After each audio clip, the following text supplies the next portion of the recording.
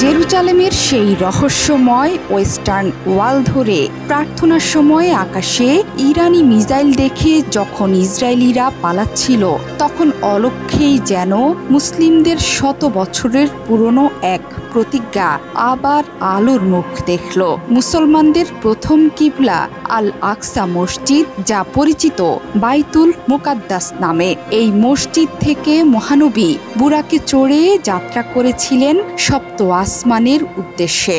এই পবিত্রতম মসজিদ, যেটি নির্মাণ করেছিলেন হযরত ইব্রাহিম আলাইহি ওয়াসাল্লাম, যেটিকে হযরত সুলাইমান আলাইহিসসালাম জিনদের মাধ্যমে আরও সম্প্রসারিত করেছিলেন। ইতিহাসের নানা পরিক্রমায় এই মসজিদ নিয়ে নানা ষড়যন্ত্র হলেও 1967 এর আরব ইসরায়েল যুদ্ধের মাধ্যমে এই মসজিদ সংলগ্ন এলাকা ইহুদিরা দখল করে। সেই থেকে আল আকসা মুক্ত করাই আল কুদস আন্দোলন নামে পরিচিত। ইরান বারবার বলে আসছে এই বাইতুল ফিলিস্তিন স্বাধীন করার পাশাপাশি মসজিদুল আকসাকেও তারা মুক্ত করবে।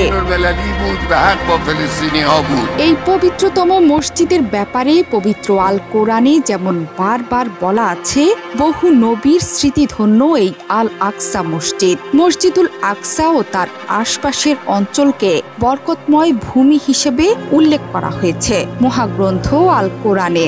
সূরা বনী ইসরাইলে আল্লাহ বলেছেন, পরম পবিত্র ও মহিমাময় তিনি, যিনি নিজ বান্দাকে রাতে ভ্রমণ করিয়েছেন মসজিদে হারাম থেকে মসজিদে আকসা পর্যন্ত, যার পরিবেশ আমি করেছিলাম বরকতময়। তাকে আমার নিদর্শন দেখানোর জন্য তিনি সর্বশ্রোতা সর্বদ্রষ্টা।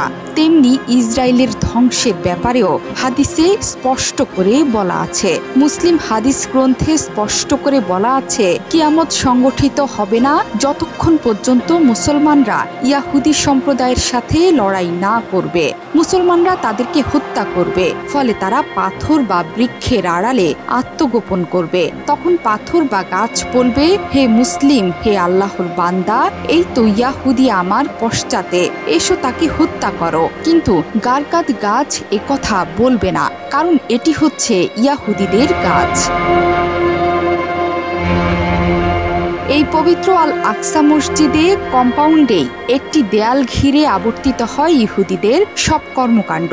তারা বিশ্বাস করে এই দেয়ালে ঐশ্বরিক শক্তির উপস্থিতি আছে। তাদের বিশ্বাস অনুযায়ী এটি সলোমনের দ্বিতীয় মন্দিরের অংশবিশেষ। কিন্তু ইসলাম স্পষ্ট করেই বলে, বনি ইসরায়েল গোত্র যেখান থেকে ইহুদিদের উৎপত্তি, তারা বারবার তাদের নিজেদের কৃতকর্মের কারণে অপমানিত এবং ধ্বংস হবে। ইসলাম ধর্মের বিশ্বাস অনুযায়ী কিয়ামত সংগঠনের আগে ইমাম মাহাদির নেতৃত্বে মুসলিমরা জেরুজালেম জয় করবে। ধ্বংস হবে ইহুদি রাষ্ট্র ইসরায়েলের।